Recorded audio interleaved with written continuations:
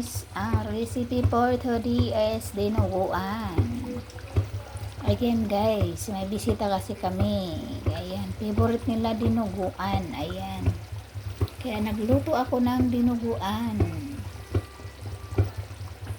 Alam mo yung dinuguan namin guys, lalagyan ko ng gata. Ayan. Para masarap, lalagyan ko na siya ng gata. Ayan guys, ang recipe po, ayan ang luto ko ngayon guys, pananghalian. Ayan, dinuguan.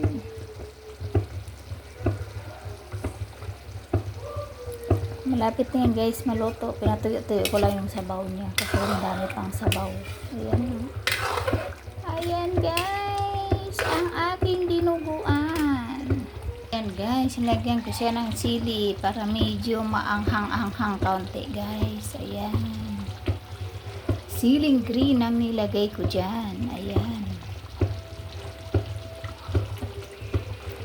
ayan na guys, ilang minuto na lang maluluto na yung aking dinuguan. Ayan, ang recipe for today is dinuguan. Ayan ang aking recipe for today. Dinuguan.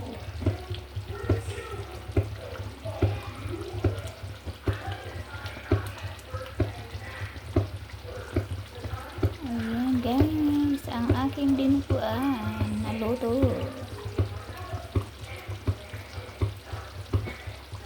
Bye bye. Thank you for watching. See you next video. Bye bye.